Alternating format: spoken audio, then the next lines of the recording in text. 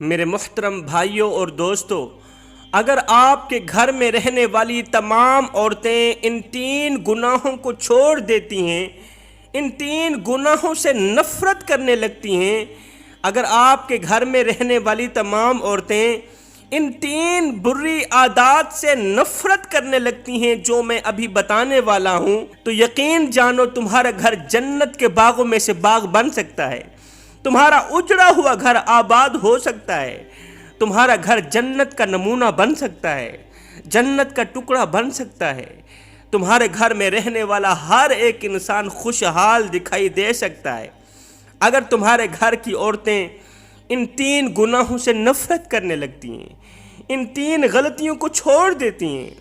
یقین جانو جب بھی تم گھر کی دہلیز پر قدم رکھو گے، یوں محسوس کرو گے کہ جیسے تم نے جنت کی دہلیز پر قدم رکھا، یوں محسوس کرو گے جیسے تم جنت کی وادیوں میں گھوم پھر رہے ہو۔ اگر تمہارے گھر کی عورتیں یہ 3 بری عادتیں چھوڑ دیتی ہیں، آخر وہ 3 گناہ ہیں کون کون سے؟ آخر وہ 3 بری عادتیں ہیں کون کون سی جن بری عادات کو چھوڑنے سے گھر جنت کا ٹکڑا بن جاتا ہے، جنت کا نمونہ بن جاتا ہے؟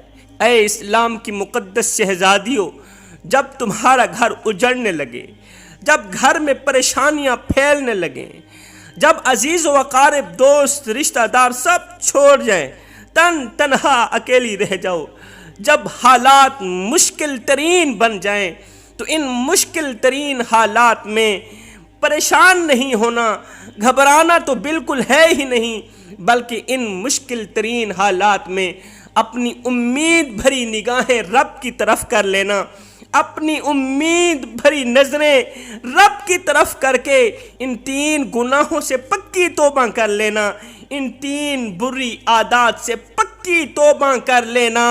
قسم ہے اللہ پاک کی، تمہاری افسردہ نگاہیں پلٹنے سے پہلے اللہ تعالیٰ تمہارے گھر کو جنت کا ٹکڑا بنا دے گا، تمہاری نظریں پلٹنے سے پہلے اللہ تعالیٰ تمہارے گھر کو جنت کا نمونہ بنا دے گا۔ آخر وہ 3 بری عادات ہیں کون کون سی؟ وہ 3 بڑے گناہ ہیں کون کون سے جن کے چھوڑنے سے، جن سے نفرت کرنے سے گھر جنت کا نمونہ بن جاتا ہے، گھر جنت کا ٹکڑا بن جاتا ہے؟ پہلا گناہ شوہر کی ناشکری کرنے والا گناہ۔ عورتوں کا پہلا گناہ شوہر کی ناشکری کرنے والا گناہ۔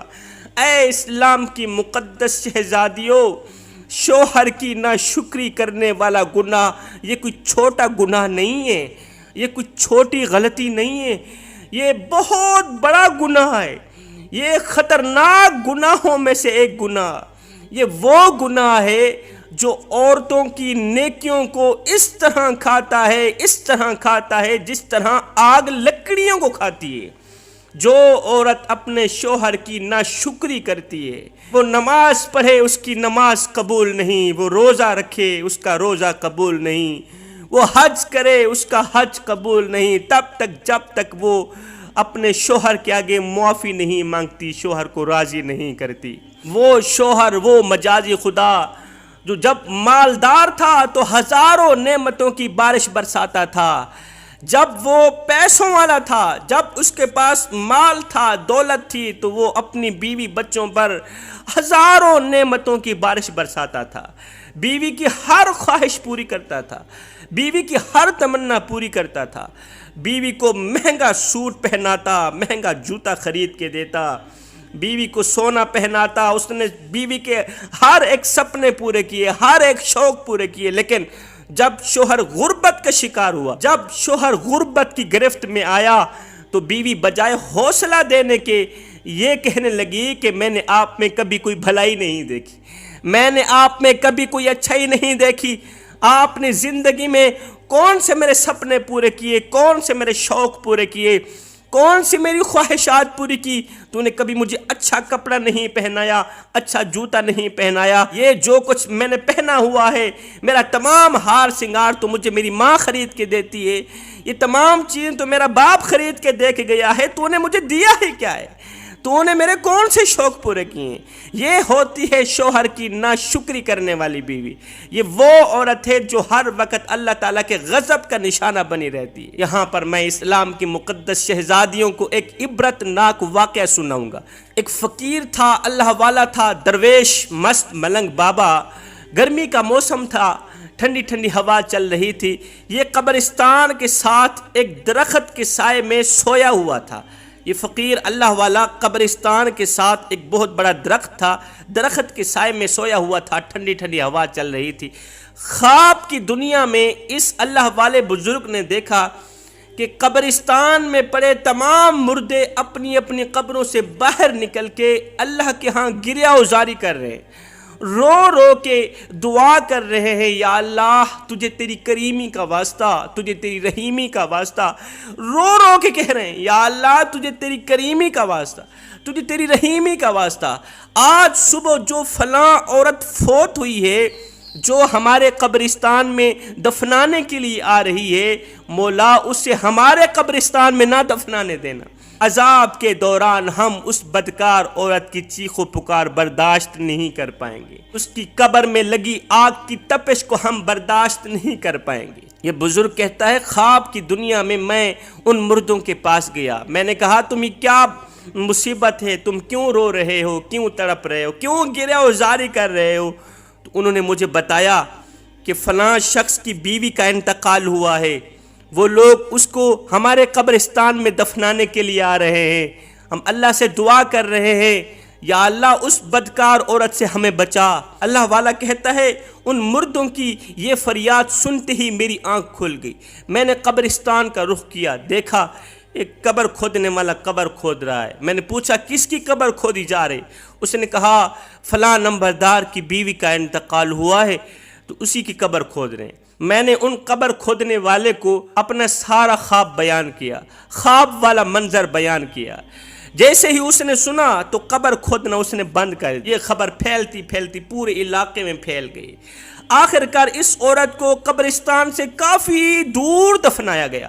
تدفین کے بعد چند عورتیں اس شوہر کے پاس آئیں، اس نمبردار کے پاس آئیں، پوچھنے لگی کہ آپ کی بیوی آخر کون سا ایسا گناہ کیا کرتی تھی کہ اس کی قبر جہنم کے گڑھوں میں سے گڑھا بنی ہوئی تھی، کیڑے مکوڑے اس کے انتظار میں تھے، آخر آپ کی بیوی کون سے ایسے کارنامے سر انجام دیتی تھی؟ شوہر نے کہا کہ میری بیوی نماز بھی پڑھتی تھی، اللہ اللہ بھی کرتی تھی، لیکن اس کے اندر ایک خامی تھی، ایک گناہ بار بار کیا کرتی تھی۔ وہ گناہ یہ تھا کہ وہ باتوں باتوں پہ میری ناشکری کیا کرتی تھی، باتوں باتوں پہ یہ جملہ بولا کرتی تھی کہ میں نے آپ میں کبھی کوئی بھلائی نہیں دیکھی، میں نے آپ میں کبھی کوئی اچھائی نہیں دیکھی۔ بس یہ جو جملہ ہے نا اس کی تمام نیکیوں کو کھا گیا۔ اے اسلام کی مقدس شہزادیوں، زندگی میں کبھی بھول کے بھی شوہر کی ناشکری نہ کرنا، یاد رکھنا تمہاری قبر جہنم کے گڑھوں میں سے گڑھا بن جائے گی۔ اگر تم چاہتی ہو کہ تمہارا گھر جنت کا نمونہ بن جائے، جنت کے باغوں میں سے باغ جنت کا ٹکڑا بن جائے، شوہر کی ناشکری سے بچے رہنا۔ تو دوسرا گناہ جس سے تم نے جان چھڑانی ہے وہ ہے اپنے محلے میں رہنے والی عورتوں کو دکھ دینا، محلے میں رہنے والے کسی بھی افراد کو درد دینا، تکلیف دینا، اس کا جینا حرام کر دینا، محلے میں رہنے والے لوگوں کا گلہ کرنا، بد اخلاقی سے محلے میں رہنے والے لوگوں کو خود سے جدا کر دینا۔ یہ وہ گناہ ہے جو تمہارے آباد گھر کو بھی اجاڑ کے رکھ دیتا ہے۔ اگر تم چاہتی ہو کہ تمہارا اجڑا گھر جنت کا نمونہ بن جائے تو اپنے ہمسایوں کا خیال رکھا کرو، غریب ہمسائے کی فریاد سنا کرو، بھوکے ہمسائے کو کھانا کھلایا کرو، پیاسے ہمسائے کو پانی پلایا کرو۔ اگر تم اس بری عادت میں ملوث ہو، اگر تم اس برے گناہ میں مبتلا ہو تو اسے جڑ سے اکھاڑ کر پھینک دو۔ تیسرا گناہ بچا ہوا کھانا ضائع کر دینا، غریب کے گھر دینے کے بجائے، کسی بھوکے انسان کو دینے کے بجائے دسترخوان میں بچا ہوا کھانا ضائع کر دینا، فریج میں رکھ دیا، پڑا وہ فریج میں بھی خراب ہو گیا، روڑی پر پھینک دیا، کتوں کے نصیب کیا، انسان کے نصیب نہیں کیا۔ کتوں کو کھلایا، بھوکے انسان کو نہیں کھلایا۔ یہ وہ گناہ ہے جو انسان کے گھر کو جہنم کے گڑھوں میں سے گڑھا بنا دیتا ہے۔